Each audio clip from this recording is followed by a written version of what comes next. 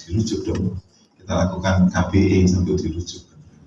Jadi kita lakukan kalau bisa pengobatan atau pengobatan, intinya adalah bagaimana kita bisa menghentikan perdarahan secepat mungkin.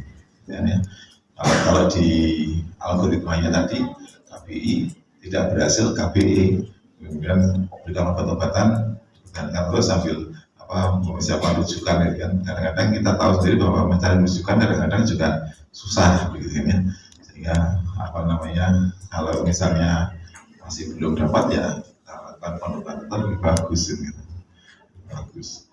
Jadi dipasang tamponade dengan penuh kateter, diberikan obat-obatan juga, jangan lupa. Jadi kalau yang algoritma tadi kan KBI tunggu dulu, terus KBE baru sambil obat-obatan itu. Kalau kita bertiga kan ya, 6 tangan bertiga itu dari awal sudah masase gitu, sambil kita berikan obat-obatan, infusnya dikasih oksitosin 20 internasional unit, kemudian diberikan metilendometrin kalau nggak ada kontraindikasi perdarahan atau preeklamsia, kemudian kita berikan misoprostol 400 atau 600 mikrogram juga boleh sambil kita masase.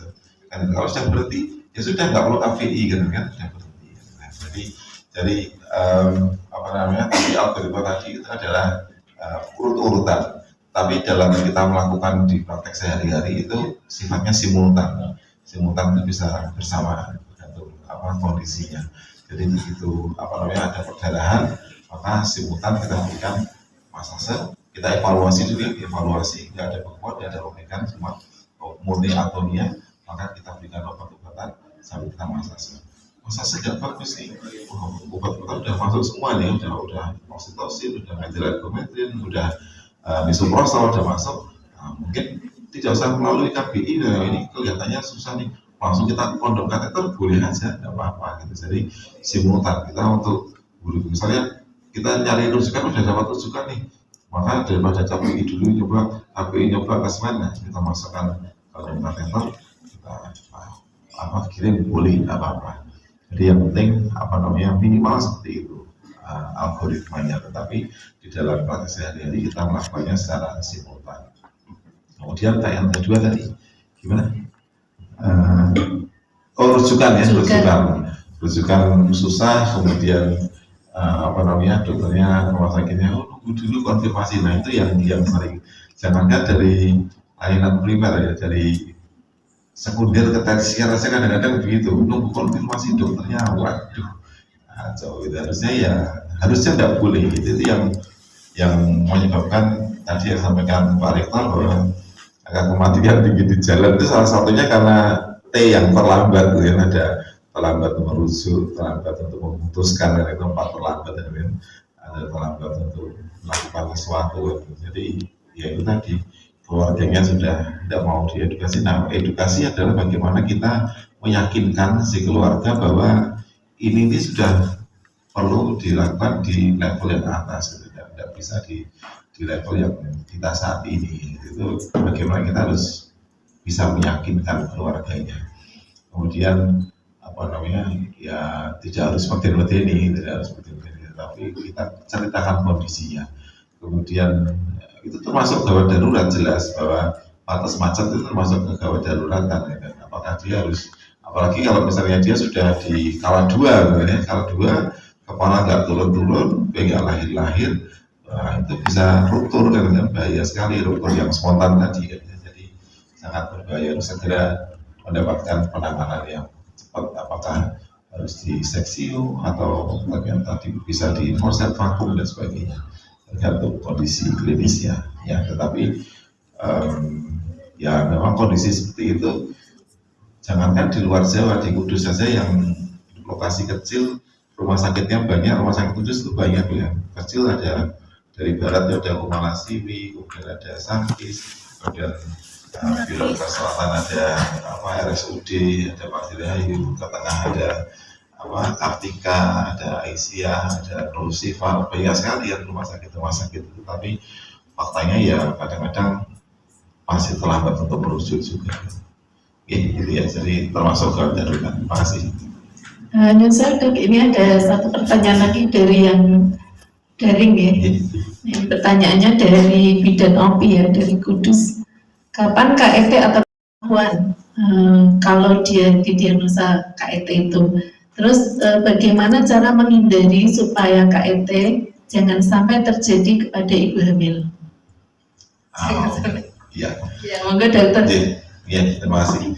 Jadi mengetahuinya kalau sudah KET ya tentunya dengan melihat kondisi klinisnya ya, ketika kita melakukan pemeriksaan ada nyeri, kemudian ada perdarahan spotting per vaginam gitu dalam kondisi kehamilan, kemudian kita lakukan tadi Slinger pain test nyeri goyang itu sudah ada nyeri, nah, atau kita USG sudah ada cairan bebas di retrouterina, maka itu apa namanya sudah terjadi KET, sudah terjadi ektopik yang terganggu.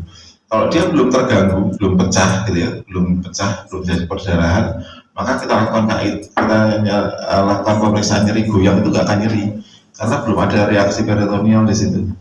Ya, ketika sudah terjadi perdarahan, artinya tubanya sudah pecah, sudah ada darah yang keluar terus begitu, ngumpul di tabung douglasi tadi retroperitoneum, maka ketika kita single porsinya itu terjadi nyeri. Nah, itu sudah berarti sudah terjadi kehamilan ektopik yang terganggu. Ya, jadi KET terganggu itu ketahuan kalau sudah pecah. Jadi entah ibunya kesakitan. Biasanya pasien datang itu karena keluhannya karena kesakitan. Jadi ada flek-flek dan kesakitan. Bahkan kalau yang agak telat ya sudah tidak bisa ngapa-ngapain, sudah pucat, sudah dibopong oleh keluarganya, sudah pucat sekali, ya, kesakitannya sudah lewat, tapi hampir kesadarannya hampir menurun. Nah, itu sudah perjalanannya sudah banyak sekali begitu ya. Jadi itu KET. Nah, bagaimana cara menghindari supaya KET jangan sampai terjadi pada ibu hamil? Nah, kita tentunya tadi tahu apa faktor risikonya tadi ya. Faktor risiko terjadinya KET adalah misalnya kegagalan dari MOW gitu ya. Kemudian ada PID, jadi infeksi pada saluran ginekologis gitu. Jadi kalau ada infeksi gitu ya diobati dengan baik sampai tuntas, baru kemudian diprogram kehamilannya. Kemudian biasanya juga pada kegagalan KB, kemudian riwayat KET sebelumnya. Jadi kalau ada seperti itu memang harus kita periksa secara awal. Jadi begitu positif langsung diperiksa, lakukan USG trimester 1. Jadi itulah pentingnya USG trimester 1 itu diantaranya adalah mengetahui apakah kehamilannya terjadi di intrauterin atau extrauterin. Nah, kalau dia terjadi di extrauterin dan belum pecah, nah itu kadang-kadang bisa kita berikan terapi dengan obat-obatan, tidak harus ditunggu sampai pecah, diberikan metoflexat untuk supaya kehamilannya diserap, tidak berkembang. Ya, seperti itu. Terima kasih dokter. Mungkin ada yang mau bertanya lagi? Ada lagi? Tidak usah takut. Tidak usah takut. Burung kepala itu kan minim untuk hidup ya dokter. Bila bayi masih bisa bertahan hidup, daya berpikir anak itu seperti anak normal pada umumnya apa tidak? Terima kasih. Ya, jadi pada kasus anencephaly itu sampai saat ini belum ada terapi yang bisa menyebabkan anak hidup sampai jangka panjang. Jadi nggak ada. Jadi kenapa? Karena otaknya dia tidak terlindungi, dia hanya otak, kemudian ada meninges selaput otaknya, ya gitu. Jadi pasti tidak hidup, ya nggak bisa berkembang, nggak bisa tumbuh sampai beberapa bulan saja tidak bisa. Jadi laporan yang paling panjang itu hanya hitungan hari meninggal. Jadi ya belum ada penelitian bagaimana dia bisa berpikir, berkembangnya dan nggak bisa hidup ya. Jadi pasti meninggal. Makanya itu kemudian yang saya tadi ceritakan bahwa ketika darurat pemimpinan rumah sakit se-Indonesia itu muncul diskusi gitu. Jadi dari fatwanya Majelis Tarjih Muhammadiyah itu bahwa tidak diperbolehkan pengakhiran kehamilan pada istilahnya abortus medicinalisnya itu tidak diperkenankan. Tapi kami yang dari OJIN waktu itu, saya waktu itu ada teman satu lagi, Dr. Upi, dosen di Unisa atau di UMI itu yang opsin juga, beliau sudah menyatakan bahwa itu harusnya menyertakan ahli kebidanan, ahli opsin gitu kan, sehingga ada bahwa kita mempertimbangkan bagaimana si ibu itu ke depannya kan, bahwa dia harus hamil membawa kandungannya selama 9 bulan yang akhirnya si bayi ini akan meninggal dalam waktu dekat kan. Dan itu suatu suatu yang insya Allah masih mati dalam waktu dekat ya. Belum ada yang laporan yang menyatakan bahwa bayi anencephalos itu bisa hidup panjang, itu belum ada, dan belum ada terapinya ya. Terima kasih dokter. Jadi oleh karena defisiensi asam folat, jadi di awal defisiensi folat itu salah satunya anencephal, kemudian spina bifida gitu. Jadi tulang belakangnya tidak tertutup gitu ya, kemudian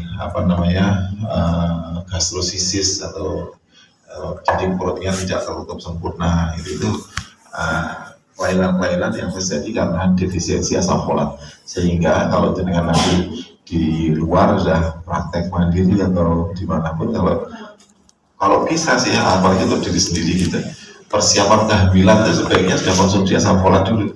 Jadi 3 bulan sebelum mulai kehamilan sudah konsumsi asam folat dulu, jadi didapatkan ovum yang baik, kemudian suami juga konsumsi asam folat juga ya. Oke. Mungkin ini ada Ya. di layar. Ya. Pertanyaan apakah aman bila ibu memiliki miom kemudian dilakukan promil karena infertil 10 tahun? Oh ya, dari Ibu Latifatul ya. Jadi miom itu sebenarnya tergantung jenis miomnya dan letak miomnya kan gitu kan ya.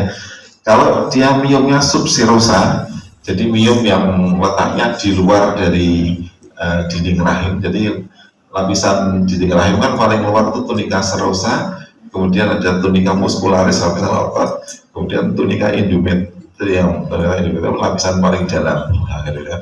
Tergantung letak miomnya. Kalau dia di subseros, di paling luar dinding rahim, maka aman untuk hamil, untuk kehamilan, insya Allah tidak mengganggu gitu kan. Tetapi kalau dia terjadi intramural di tengah-tengah otot, tergantung besarnya juga.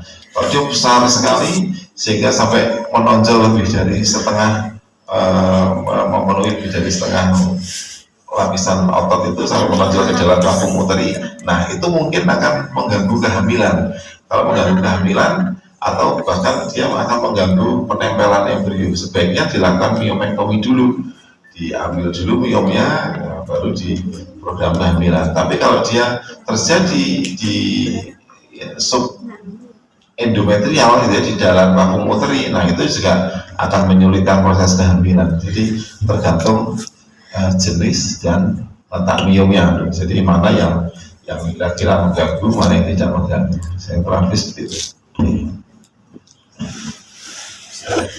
Masih ada lagi tidak? Sudah cukup. Perkenalkan, saya Mila Triananta dari Prodi D3 Kebidanan. Yang ingin saya tanyakan, mengapa ibu yang menderita atau punya riwayat diabetes beresiko tinggi untuk terkena kegawat daruratan, baik pada saat kehamilan maupun persalinannya? Nah, kenapa bisa jadi faktor resiko, dok?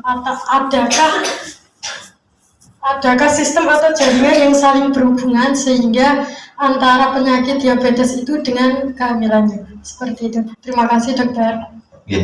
Matur. Jadi bagus sekali. Jadi memang kadang-kadang kita harus tahu patofisiologinya diabetes mellitus kan. Diabetes mellitus itu juga penyakit metabolik yang sifatnya menyeluruh kan, gitu kan. Jadi kalau diabetesnya dia terkontrol, mungkin it's okay, tidak apa-apa untuk hamil ya. Tapi kalau diabetesnya tidak terkontrol, nah ini yang menjadi masalah. Masalahnya banyak sekali. Satu, tadi yang saya ceritakan pasien saya itu dia sulit untuk menjadi hamil yang aterm, yang besar ya, karena dengan gula darah yang tidak terkontrol itu, maka dia menyebabkan metabolisme di dalam tubuh itu menjadi terganggu, termasuk sistem hormonalnya akan terganggu ya. Bahkan kadang-kadang pola menstruasinya bisa terganggu, ya kan? Jadi orang-orang DM karena dengan kadar gula yang tinggi biasanya itu sering misalnya katakanlah mengakibatkan sehingga menjadi obes gitu. Obes itu akan mempersulit proses kehamilan karena lemak yang berlebihan akan dirubah oleh sistem tubuh dengan sistem namanya esterifikasi menjadi hormon estrogen sehingga terjadi kelebihan hormon estrogen. Nah, orang diabetes itu terjadi gangguan resistensi insulin terhadap reseptor insulin. Itu khas seperti gangguan wanita yang terkena sindroma polikistik ovary syndrome, gangguan PCOS ya. Jadi khas seperti itu sehingga harus dikontrol dulu supaya apa? Supaya gangguan reseptor itu dia tidak mempengaruhi proses kesuburan sehingga orang diabetes sulit hamil ya. Kalau dia bisa hamil maka sering jadi keguguran. Kalaupun bisa janinnya bisa besar, bisa tumbuh terus, kalau gulanya tidak terkontrol maka akan cenderung menjadi bayinya karena kadar gula yang tinggi di dalam darah ibu, maka bayinya akan menerima asupan gula yang berlebih sehingga bayinya menjadi besar sekali, ya kan? Menjadi bayi besar sehingga akan terjadi komplikasi partus macet, perdarahan, atonia dan seterusnya. DM itu juga mengganggu sistem sirkulasi darah. Kalau sistem sirkulasi darah, maka kita tahu di ginjal salah satunya ya yang terganggu, terhambat aliran darahnya, maka sistem tadi yang saya ceritakan renin, angiotensin, angiotensin itu akan terganggu sehingga akan menyebabkan terjadinya hipertensi. Sehingga seringkali orang DM itu ada komplikasi hipertensi ya kan, harus sampai ke ginjal hipertensi. Hipertensi memicu bahaya resiko pada bayi sehingga lebih sering jadi preeklamsia, kemudian hipertensi dalam kehamilan dan seterusnya. Kemudian gula darah yang berlebihan itu juga menyebabkan gangguan pembentukan organ di bayi sehingga sering terjadi kelainan kongenital pada bayi-bayi yang dilahirkan dari ibu dengan DM yang tidak terkontrol. Nah, di samping itu kadar gula yang tinggi itu juga bisa menyebabkan namanya sudden death, ya, kematian bayi mendadak. Jadi pada orang DM yang tidak terkontrol itu salah satu resikonya adalah pada usia di atas 38 minggu tiba-tiba bayinya meninggal, Nah itu komplikasi-komplikasi yang sering terjadi pada ibu-ibu dengan penyakit DM yang tidak terkontrol. Jadi sangat beresiko sehingga makanya kalau kembali ke kedokteran pencegahan, maka kita kalau dengan menghadapi seperti itu sebaiknya dinormalkan dulu DM-nya ya, kadar gula dinormalkan dulu, baru saya normal terkontrol, meskipun masih minum obat, ayo hamil tidak apa-apa kan gitu. Tapi kalau DM itu kan dia tidak bisa sembuhkan kan, dia harus minum obat seterusnya, olahraga terus, pola makan, pola hidup sehat terus kan gitu ya, tidak apa-apa hamil gitu. Tapi kalau tidak terkontrol ya jangan, harus dikontrol dulu ya gitu ya kaitannya. Terima kasih dok.